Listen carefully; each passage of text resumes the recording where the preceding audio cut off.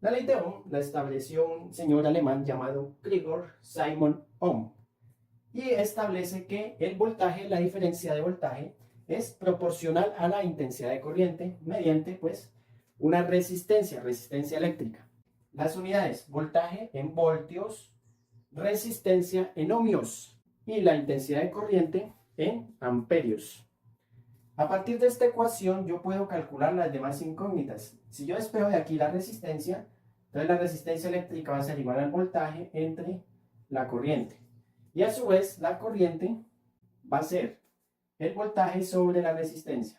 Entonces, cualquier problema que ustedes tengan, cualquier circuito que quieran elaborar, van a usar estas ecuaciones pues para calcular los elementos.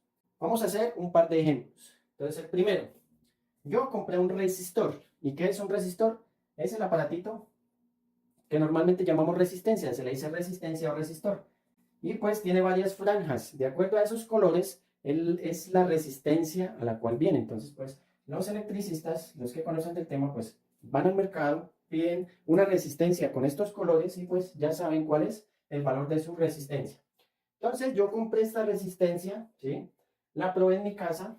En mi casa, por la resistencia pasaron 200 voltios, es decir, que yo la conecté a una fuente de 200 voltios y vi que pasaba una corriente de 20 amperios. Entonces me dicen, ¿cuál es la resistencia de este aparatito de resistor?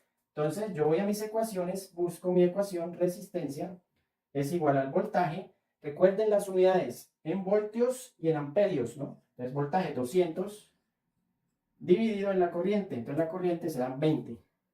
200 dividido en 20, fácil, 10. Entonces, ¿10 qué? 10 ohmios. Un problema que ustedes tengan, primero van a sacar los datos, luego van a verificar en las ecuaciones que tengan y van a utilizar la que necesiten, la que les pidan. Entonces, en este caso nos pedían resistencia, utilizamos esta. Hagamos un segundo ejemplo. Entonces, en un material conductor, por ejemplo, esto, un cable es un material conductor, cable de cobre, tengo una resistencia de 34 ohmios. Me piden calcular la corriente si yo lo conecto a una batería de 6 voltios. Entonces conecto esto a una batería de 6 voltios. Voy a buscar la corriente en esta configuración. Entonces busco en mis ecuaciones corriente y es igual a voltaje 6 sobre resistencia 6 sobre 34. Entonces yo hago esta operación 6 dividido 34. Entonces la respuesta sería 0,18. ¿Pero 0,18 qué? Entonces, 0,18, la intensidad de corriente, recuerden, amperios. Entonces, por ese circuito pasan 0,18 amperios. Ahora, el punto B nos dicen, si la intensidad es 200 miliamperios, es mili. Entonces, recordemos la tabla de equivalencias. Entonces, aquí está la unidad, ¿sí? La unidad, que son amperios. Bueno, amperios. Después vamos con deciamperios, después centiamperios y después miliamperios. Recuerden que estos múltiplos son iguales para todos, para el peso, para la longitud. ¿Se acuerdan de metros, decímetros, centímetros, milímetros? Esto es lo mismo. Entonces, 200 miliamperios. Está por acá, 200. Entonces, 200 miliamperios lo voy a pasar. ¿Dónde estaba miliamperios? 200. 200 miliamperios lo voy a pasar a amperios. Entonces, llego a este amperio y me da 0,2. Esto es 0,2 amperios.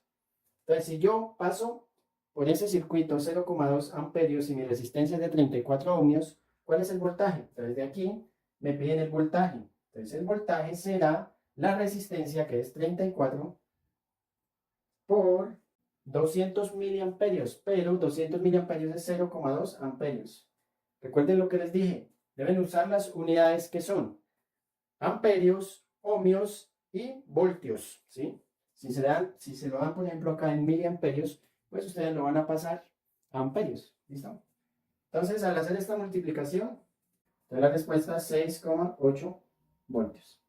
Y la respuesta serían estas, 6,8 voltios y 0,18 amperios. Entonces, como se darán cuenta, los ejercicios son muy sencillos, simplemente es reemplazar en las ecuaciones y pues tener cuidado con las unidades. Entonces, espero que quede todo claro y nos vemos en la próxima.